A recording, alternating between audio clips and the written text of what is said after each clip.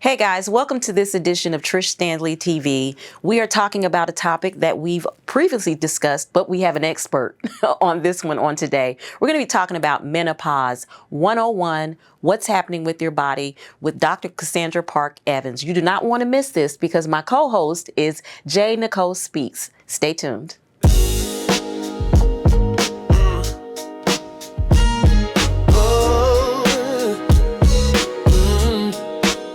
Trish Standley TV show.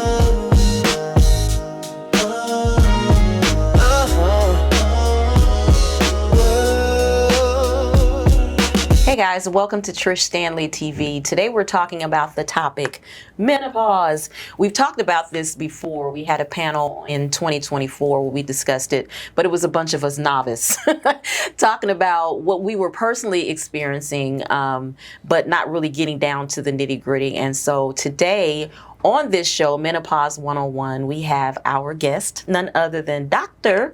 Cassandra Parks-Evans, but sitting beside me is my beautiful co-host, none other than Nicolle. Nicolle, introduce yourself and all the entities that you have going in your world. In my world? Yes. Well, in my world. Faith to Fashion is me. I'm Nicolle Speaks, and I'm the owner and founder of House of Chic Couture Boutique. And it is filled with a plethora of ways to fashionably style your life, whatever stage of life you may be going in, from anywhere from clothing, you need a word, you need a hug, whatever the case may be. Love life, all that. That's what we on right now, this love life. Unfiltered combos and confessions is what we're on now, but it all rolls back into, how you style yourself from within so it radiates out. Yes, and one of the topics that you dive in on your platform is menopause. Mm-hmm. It's a lot of funnies. It's a lot of funnies. To make light of the situation. Yes, I do. Yes, I try to, because you never really were taught how to even live through it. Mm-hmm. And I find that we complain about it a lot. And I had to find the humor in it, because I'm just like, Lord, one minute I'm dressed to the nines and the next I'm down in t-shirt and panties, so it's like, you just go through so many things. So I had to find the humor of it all. So it balances me out. Yes, yes. So we're here. Mm-hmm. We're going to share our visions, or not visions, but our stories, our journeys. Mm-hmm. But we have the doctor here. Yes. And she's going to be able to help and assist us. And some of you guys who are faithful followers of Trish Standley TV, which used to be Style with Trish, Dr. Sand has been a mainstay for 10 plus years here on here. So she looks familiar, that is why. Plus, she my girl. But she is the owner of Let's Learn Love. And you are actually doing a current course, Menopause 101, which is where we got the name of the show from. But it's what's happening to my body. Yes. Share a little bit of your background and who you are. And then we'll roll right into why you decided to roll out this course. Okay. Well, again, hi, everyone. If you're just meeting me, I am Dr. Cassandra Parks-Evans. I do own a company here in Metro Atlanta called Let's Learn Love, which has been a staple in premier relationship dating and intimacy coaching and consulting. Mm-hmm. I'm also a board-certified sexologist, and menopause, perimenopause has been a big platform for me. It started a couple of years back when I was researching for my book, Effing After 50. And all right now. Yes. But that's what kind of started it, because I was having a lot of clients that were perimenopausal, menopausal, and postmenopausal, and they were having trouble with their intimacy life. So it just kind of all snowballed, and then I got hit personally, and I was like, oh, whoa, wait a minute. So now I'm making it a forefront, because my mother, my grandmother, they, like you said, they were silent about this. And I was like, are you going to say anything? Why am I over here feeling like Satan has jumped into me, But literally hot flashes. Yes. I'm seeing red. I'm like, but I really want to get this conversation going, especially for the African community, African descendant community, because we have a tendency of taking symptoms a little bit different. And, this is what we're here to talk about today.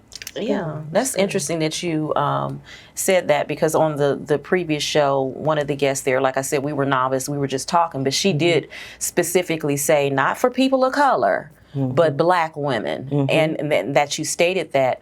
How is it, or what are some of the symptoms that we may experience that is different from other of our counterparts? Yes. Well, one thing we have to realize is that our environment is so much different than our counterparts. And we have normal amounts of stress, especially during these times. Unfortunately, we're feeling like we're attacked and everything. And I'm not trying to make this political or anything like this, but we have a lot more stresses on us than the normal people of other races. So stress is number one. Our diets also, unfortunately, African Americans, we're number one in diabetes, heart failure, and those all play a part into our menopause systems as well. And what we have to realize is the decline of our hormones affect more than just our sexual organs. And that's what else I'm trying to get out too, is it's important to keep all of your reproductive system until you unfortunately get called home. It's important that we keep it together and going, and no matter what age. I was just thinking about when you talked about keeping our reproductive organs. Now, I had to let mine go at a certain time frame, and it's just like I didn't go right into menopause. It lingered for a while, so therefore I didn't get it until I stepped over into 50 a few years ago. And so why do you say about keeping them? What's the significance of keeping them versus like you have to let them go? Right. Well, anytime that you keep your ovaries, and I can speak from experience because I only have 3/4 of an ovary. That's a whole long story in itself, but I only have 3/4 of an ovary. So I was put into perimenopause early. But the reason why we want to keep them is no matter if they're functioning or not, they still help produce the hormones that we need for our body. So, that's why you'll hear sometimes the OBGYN will say, well, I'm going to tack them to your wall just to keep, keep it into your system. So it, it will still generate the hormones that you need, because we don't want any false or fake, hormones in our body as possible. So, if we can get it naturally, that's why a lot of doctors choose to just work with you on any condition that you have, but they rather you keep your reproductive organs than take them out. And it's really weird, because not weird, but it's ironic. I had to, because I had a fibroid, and there was no way I could have tried to hold on to my uterus until I hit even perimenopause. It was just too large. But I've always had migraines, and I got migraines when I turned 10, which is the age I started my cycle. And been getting migraines all my life. Never really until after I had my daughter realized, okay, this might be a hormonal thing. And so as soon as I started hitting perimenopause, boom, I don't have migraines like I used to.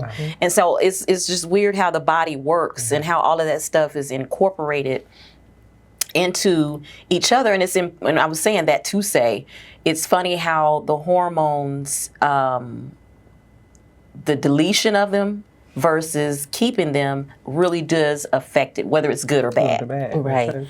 Well, what probably was happening was your hormones were a little bit out of balance. And usually if women are getting migraines, it's usually because progesterone is a little bit higher than the estrogen.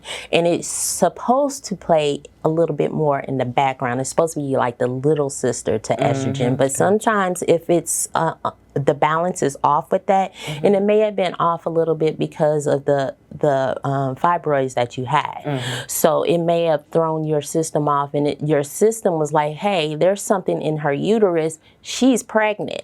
So that would have spawned progesterone more than the estrogen, because estrogen's role is really the main part when we think about being a woman. That gives us the breast development. That gives us, our vaginal wetness. That gives us anything that you think is womanly. That's what estrogen does. So it gives us the dewy skin, all of that, the hair, The cramps.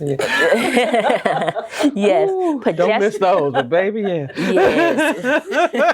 Again, we talk about Satan. That's a little bit of Satan right there. But progesterone is the little sister, and that is everything else that we think about. That's our moods. That is, how our blood is flowing. So they work in conjunction. But sometimes, like little sisters, and I'm one, we get a little mouthy and we overcome the big sister. So that's when you start having those issues. The imbalances. Yeah.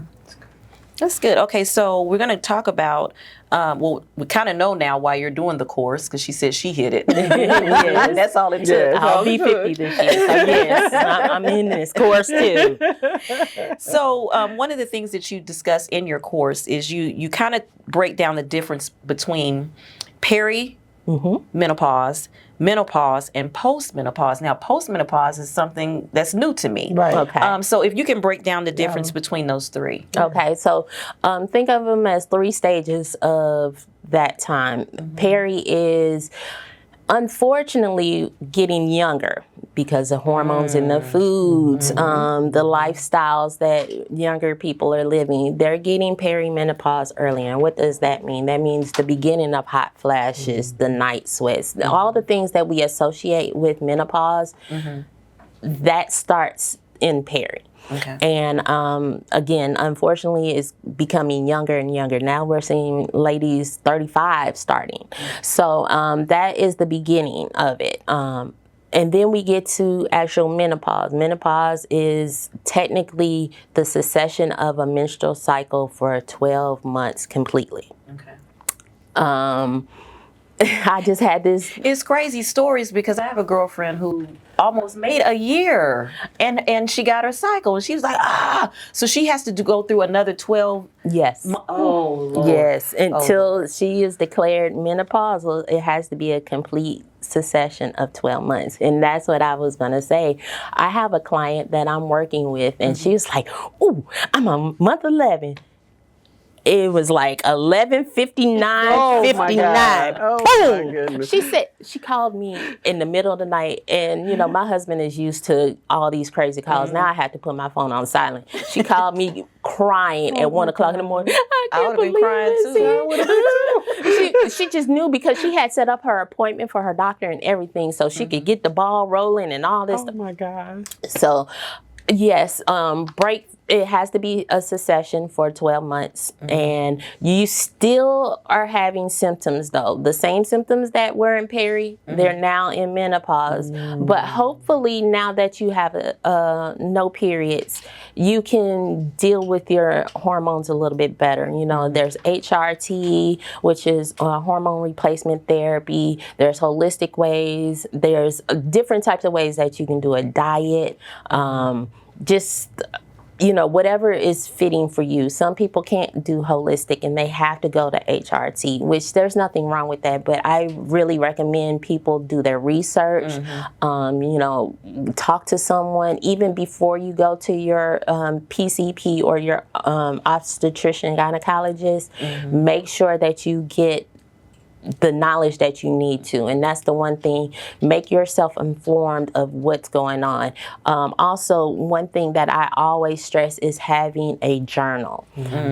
Write down your feelings, write down what symptoms you have, because I don't want people to go into a doctor's office and say, well, I think I'm menopausal, and they're going to ask you, well, what symptoms do you have? I don't know. Well, how do you know you're menopausal? So there's things that the doctor needs to know in order to treat you correctly. And in doing your research, because I've already made up my mind, cancer is rampant in especially my father's side, but my mother had cancer as well.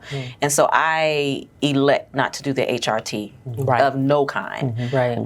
And so I had that conversation with my doctor. So on the last show, I shared that she had suggested Veoza, and I don't know if you've heard of Veoza or not, but I loved it. But the insurance will not approve it. Right. They want to force you on that HRT. And I feel like anytime you're forcing someone, it's because you want to guinea pig me. And I'm not, you can't guinea pig me. I feel you. So now I'm looking more into the holistic side of things. And we'll talk about that here in a few minutes. But what has been your decision? What have you decided to do in this whole project? You just going to suffer through it, or what? Because a lot of women are doing that. I'm just going to suffer my way through it. Yes. Well, you know, as we were talking before, you know, the hot flashes have become more of a day thing, and it's sporadic. You know, some days it's real cool. I don't have any problem at night.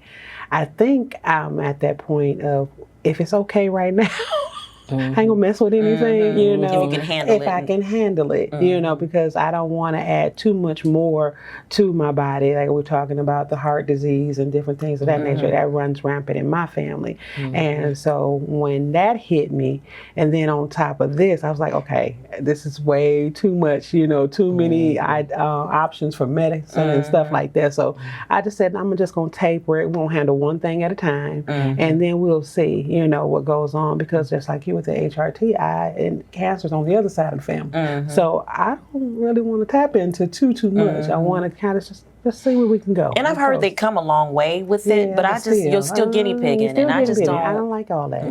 No. Go ahead, I'm sorry. Now, one thing that I want you to realize is, you said yours is during the day. What happens during the day in your life? I'm working, girl. Exactly. You're stressing, Yep, you know, you're trying to exactly. get things done. So it seems like yours is induced by stress. So you have to lower your stress. Yeah. So you might want, well, we're talking about holistic things, but you might want to do some holistic things more in the afternoon or the daytime for you, since you know you don't have them as much at night. That's good. I mean, that's a great way to look at it. Now, for me, it's the terror of the night sweats. Now, I've always been, from a child, I've always sweat in my sleep. I mean, to the point where I wake up, my hair is wet. But this is crazy right now. And and the other thing is, I just went home. I flew home, and on my way flying home, I'm thinking, you know, I'm okay, I'm cool. You know, I did my normal regimen. When I tell you I'm on the plane and the rawest onion that has ever been created, my deodorant failed me. Yes. So now I'm in the air. It's a guy sitting next to me. Thankfully, my daughter is on this side of me. But it was so bad that when I got in the car, my niece picked me up from the airport. They had to roll the windows down. I'm so embarrassed. That's new. That and night sweats has been my issue. Yes. Okay. Unfortunately, odor is one of the things as well.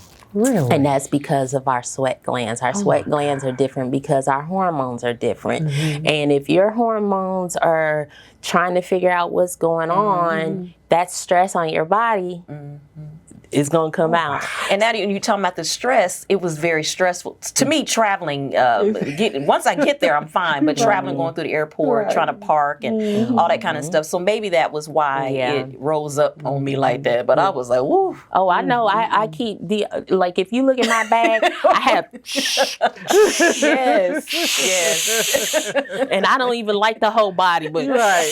It's finding the right one that works for you, though. Yes. and I will also recommend you switching up your deodorants as well, because your body gets a tolerance. And I rotate my deodorants not every week, but every month. You know, not saying that I may not go back to it, but I have a constant rotation, because your body will get used to it just like everything else, and it will stop. That's completely. a good advice, because I had found one that I really loved, and they discontinued it. And so I couldn't find it. So then I had, this has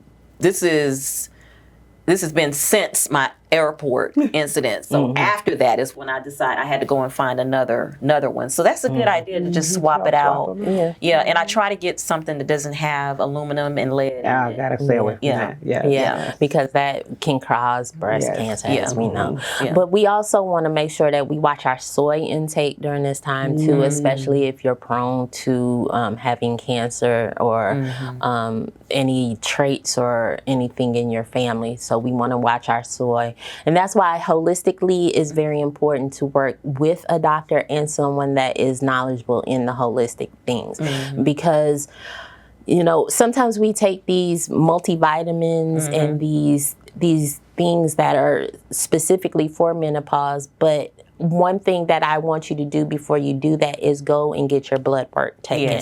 And it's very important because we don't want to take something and we already have an abundance of something and we may be taking medication for diabetes or, you know, just anything and it can interact with what you're taking. So we want to make sure that we're not taking anything over or even if it's certain minerals, if we get too many of them in our body, it can shut certain things down and like liver detox is needed and those things.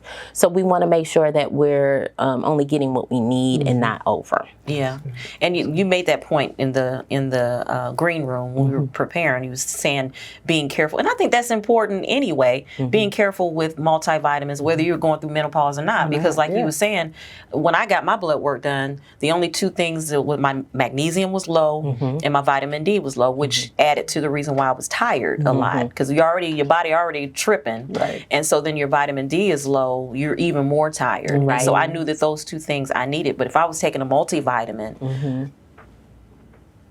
it would be that I would be taking all the other stuff, the vitamin E, the vitamin B, and all of that. I'm sufficient in. And so I never even thought about that either until you mentioned it. And vitamin D is deficient in most Black people because of the melanin in our skin. We're always inside. We're creative people to be outside. So with us not being outside and getting natural vitamin D, most Black people are deficient in vitamin D. But what we also need to understand about taking a multivitamin is that causes stress on your body. Like if you're getting too much, that stress again will trigger, you know, hot flashes, night sweats. So that's why it's also important too to make sure that we go and we do functional blood work and make sure, you know, we're okay and what we need. Yeah, so I think that because we always talk about different things that might trigger hot flashes. So we already know sugar, and which is I think is Lord is he be laughing at us. He laughing at us because this is when you crave sugar the most. Yes, and then you eat it, and then you flashing out. You are right. You're and right. That's what I had to do. I had to cut my sugar out. I was on a keto type diet before, and I said, oh, you know, I can kind of slow back, but the hot flashes were coming faster, and I realized it was because my blood sugar was not stable. So I, you know, regulated that. I'm trying to do more things that I know are going to benefit me. The taking away the sugars and the carbs. Anything white basically is not good for a body during menopause at all, because our body is set up to say, okay, well, if she doesn't have as much estrogen or progesterone, she doesn't need her reproductive organs, so I'm going to start slowing down. So that starts slowing everything else down. So you have to kind of counteract that with your diet. So, which is why weight gain is a part of the. And you know, I was sitting here thinking, I had gotten to a point where I would rage when I was driving. Okay, everybody already know. Y'all already know I don't like driving. Everybody who know me know I don't like driving. But I would get into a straight rage. And I'm thinking, I wonder if that was the onset of perimenopause at that time. Because when I say, I don't give me no gun, because I would shoot up the city. That's how bad I was raging, to the point where I had to start taking back roads. I couldn't get on the expressway. And so now I'm thinking about it. That was probably when it started for me. And you can always tell too, like for me, I realized maybe 30 minutes to 45 minutes after I ate, I just start sweating. And I was like, why am I sweating like this? And then I would get a headache. And it was my body trying to process that sugar and stress. And again, all of a sudden, you know, I'm in a hot sweat. I'm doing like this. I'm smelling myself, I'm musty now, so it's just things that you realize. Stuff. Things that you realize, and you're like, okay, I need to change stuff. So that's why, again, going back to having a journal and jotting down your symptoms and what's going on with you today is very important, because you're able to calculate, okay, I know when I eat this happens. When I drink this, that happens. So you're alcohol able. is another thing. I cannot do alcohol now, and I ain't gonna give up my wine. But I can't do alcohol is I don't like the taste of it. I don't like the way it makes me feel anymore. That was the biggest change for me. And from what I understand from other people, it's a trigger for hot flashes as well.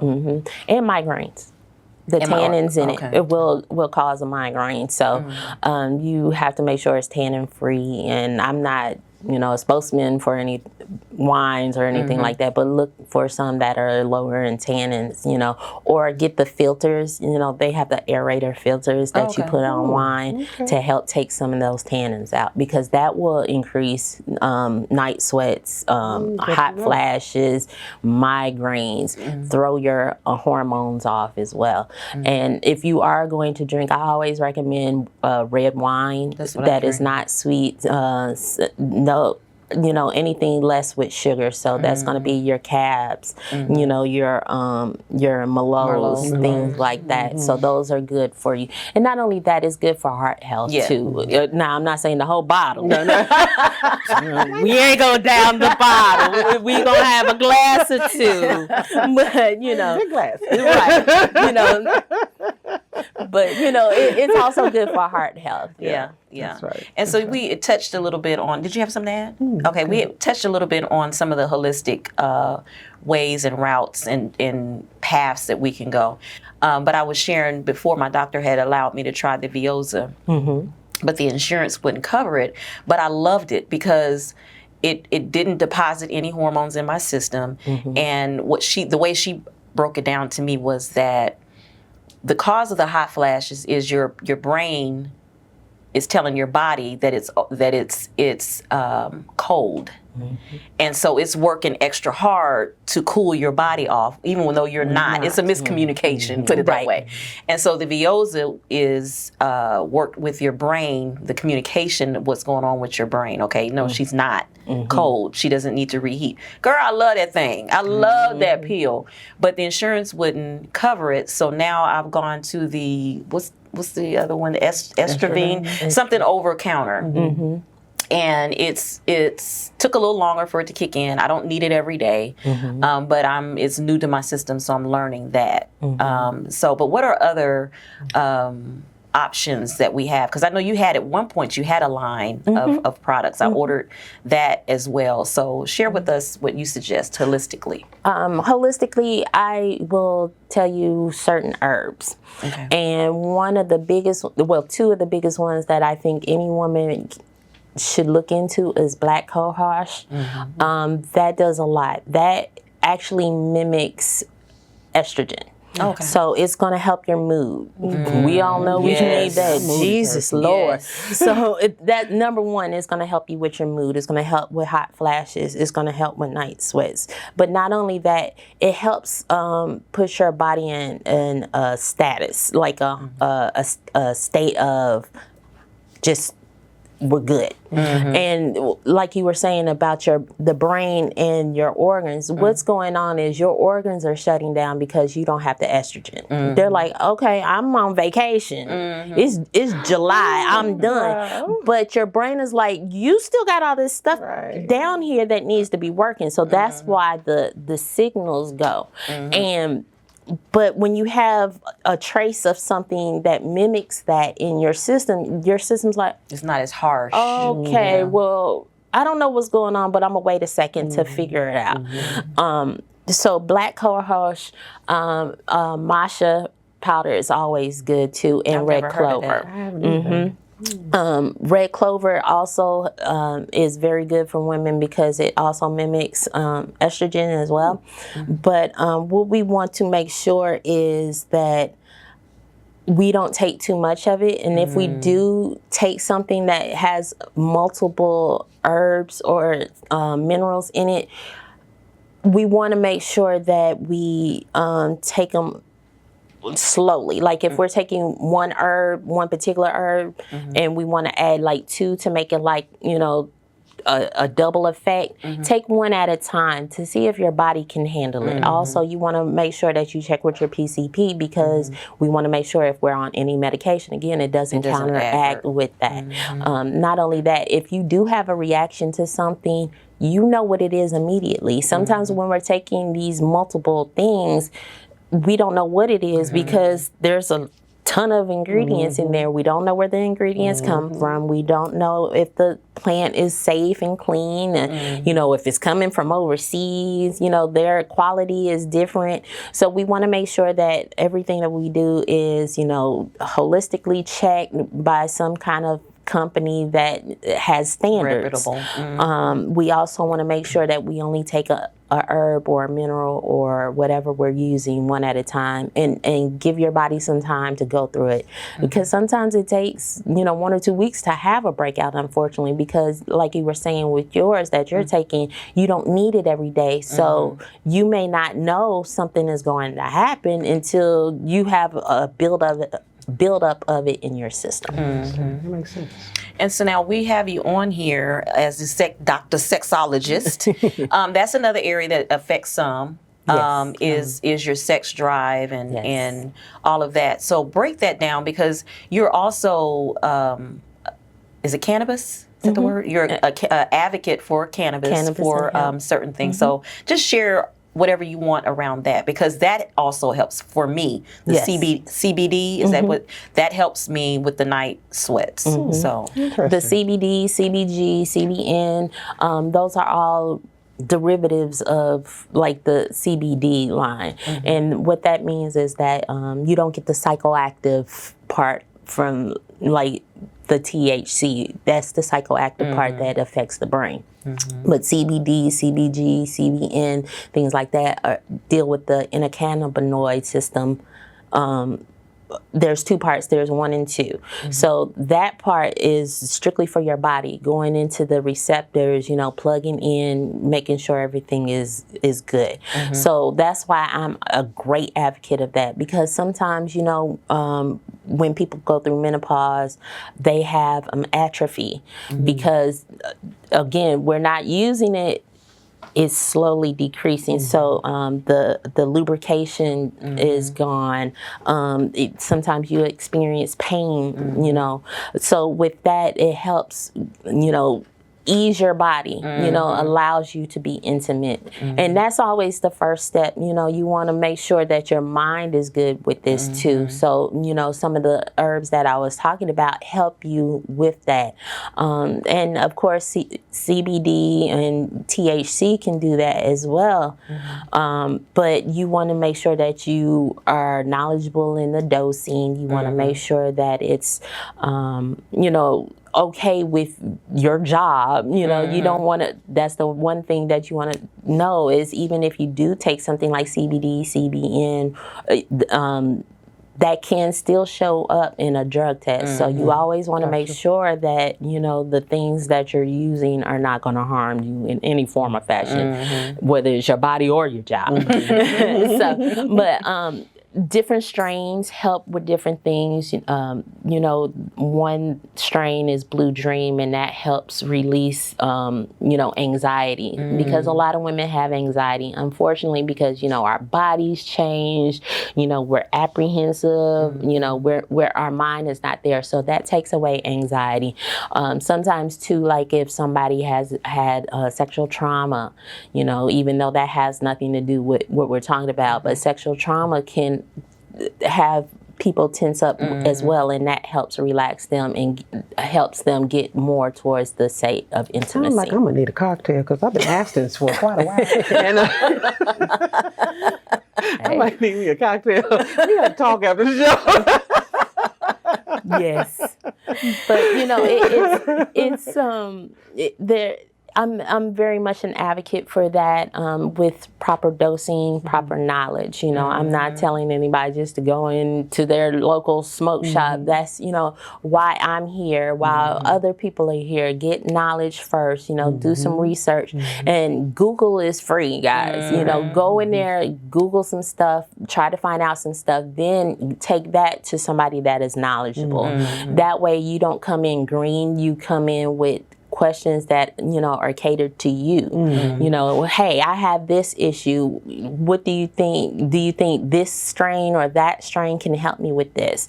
You know, and that's a starting point. Always try to give the person that's helping you a starting point. And you can do that by just, you know, doing some research on your own. And it also cuts down on the guinea pig. You know, so if you going in and you're saying, okay, and I love the fact that you stated about, because I had this on my list, but you already touched on it, the importance of the journaling journey. Yes. And I think it's good too, not just so you can have it to go into your doctors, but we really have got to do better with having communication, open communication with our girls, our little sisters or other women, and be more open to this conversation, because it's like it almost feels like a suffering in silence type thing. We talk a lot now, but we are the ones who just started the conversation, and it was once we hit the wall, we were like, whoa, what is this? And so I think that having these conversations, letting the younger ones know it's coming, it may not look exactly like mine, but it's coming. And I think that would help feel more secure. But if we can talk a little bit about self-esteem and self-worth. I know I'm about self-love here on the show.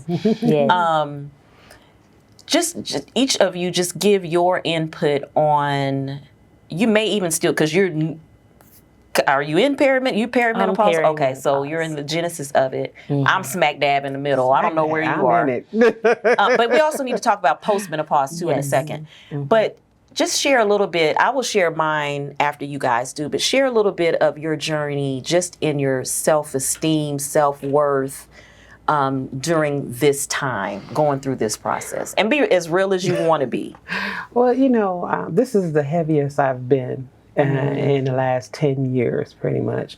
And so with my weight fluctuating and stuff, I had to, you know, find a new love for myself at this size. I've always loved myself. I always thought I was that girl. It didn't matter, whatever. I'm going to dress it up and it's going to be right. But, you know, here's lately now being older, thinking about dating again, all those different things. It's just like, oh my goodness, you know. That's why I say, you know, listening to you, we're going to talk. But in a nutshell, loving myself, I had to find a whole new way. I journal different now, journal differently now. So I see myself in a different light. You know, I'm still, you know, learning me, you know, even at this age. The things that I thought were working don't work anymore. So, you know, I had to find, you know, different solutions and stuff. But the biggest thing was really just, you know, being comfortable in the woman that I am. You know, that was hard for a minute because I'm not used to having, okay, now I got to get an extra size, or I got to let my dress out a little bit or something like that. That was hard for me. And just learning that all those different levels, your estrogen, your this, your that, all plays in a factor of how you see yourself. And, you know, I had to learn to give myself grace. Because, baby, I was hard on me. I'm like, you know better. And I could hear my father's voice when I remember when my mother gained some weight. He was like, all right, you need to get rid of that other woman. And I'm like, now I hear his voice like, let me get rid of this other woman because we're not used to her, you know. But I've made it work. I tried to be as healthy as possibly I could because I knew of the hereditary things. But it was just hard to see myself in this light because I'm not used to seeing her, you know. So I had to take one of those moments, get naked in front of the mirror and be like, okay, fall in love again. Because, you know, you're still beautiful, you know, but it took a minute to see it for myself because your body's going through all of these changes that, you know, you just didn't think would happen. When you got to 50, you thought, maybe, okay, yeah, I'm still going to be that girl, you know, I'm still going to be able to wear my 14s and stuff like that and be fine. Because, you know, I always had the rear issue was always an issue. So I wasn't worried about that. But when the front started sticking out like the rear, baby. They matched. They became friends. We can't. We got to break up this relationship. So Right. I've been working on breaking up that relationship because I'm Yeah. like, this is not cute, Yeah. you know. But I still had to get raw with myself and just then find that girl that was just like, you know, okay, you're fearfully and you're wonderfully made, even at 18, you at a 20, you know, whatever the case may be. I had to just fall in love with her and just reignite my affirmations, you know, my self-love as far as taking myself out to good restaurants versus the ones that was bad ones, you know, those type of things. And getting rest. Yes. And because I've learned that I cannot be everything for everybody. That's right. And I was hard-headed on that. And so that self-love had to really begin with me before I gave it to everybody else. So, Amen. Amen. I'm very transparent. As you see, I cut my hair off, and this is new. This is new. it look good on you. Thank you. I washed my hair, and it was coming out in clumps, and I knew I needed to do something, so I cut it off. And that self-love thing, I was like, Because we attach so much as women to our hair. Yeah. But We do. yeah, go ahead. We do. and my hair, anybody who knows me, my hair has been long forever. And even though I wear wigs and weaves and put it up, but my natural hair was always long. And I was like, well, my hair is, you have to go with it. I realized that this was a new journey for me. This was a journey that some women didn't get to have. That's true. So I'm embracing it. You know, we take a lot for granted. There's the times where I realized I had gray hair and I cried at 40. Oh my God, my hair is turning silver. And at first, you know, I was in the mirror and I thought it was some lint. And I was like, oh, this is my hair. And that was the first thing. And then I noticed, you know, my subtle pudginess and the wrinkles and the my bags, and I'm like, oh my gosh, I'm losing my youth. But then I thought about it again, and I had to realize some people did not get here, and I'm going to embrace it. So now, you know, I'm trying to be healthier for me, try to live as long as I can, you know, for my children and you know, my spouse, if you know, I don't go to jail. but you know, that's stressful too. That's another reason why I got hot flashes.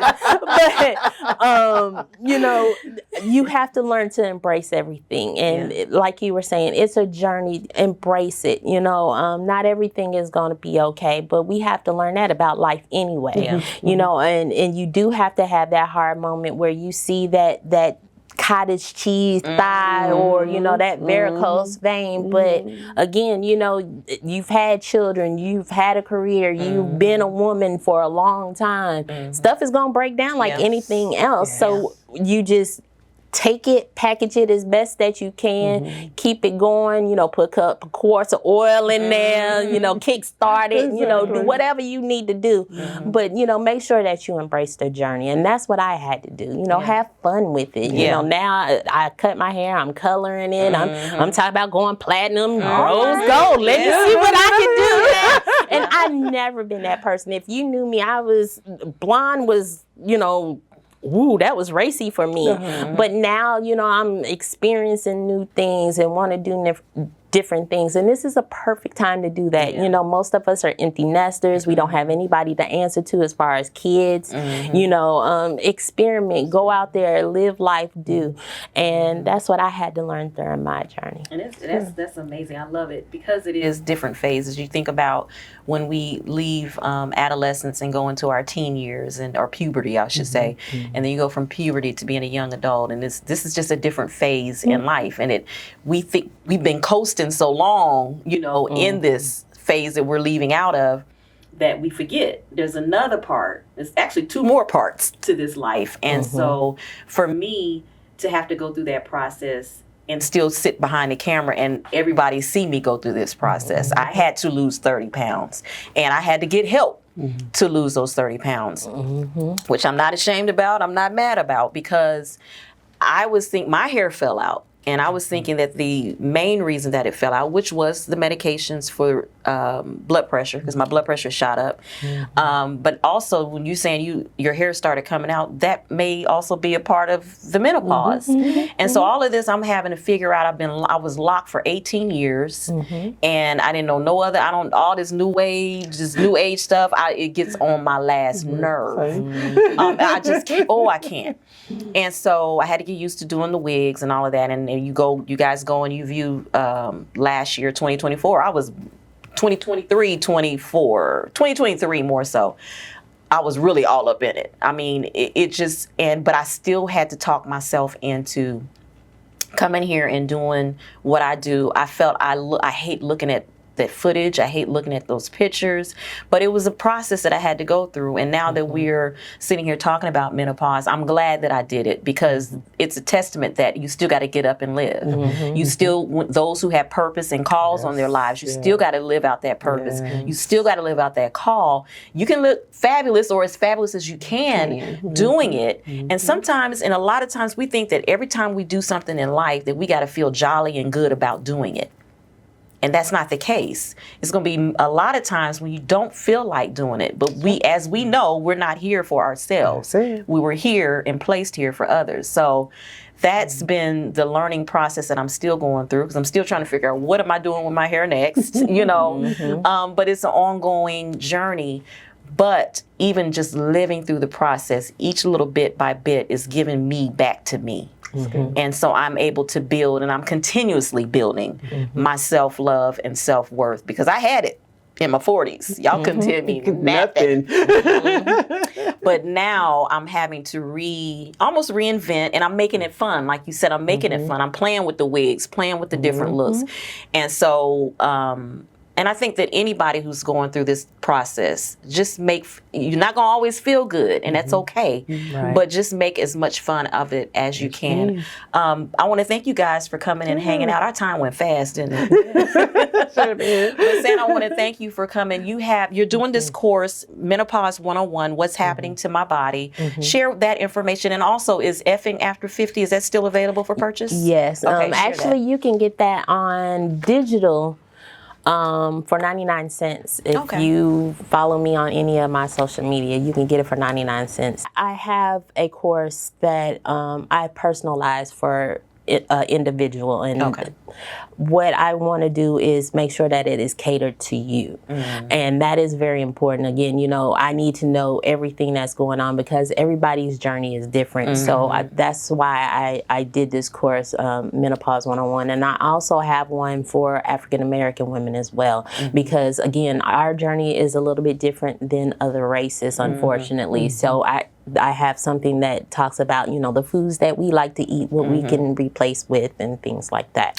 So that is very important to me.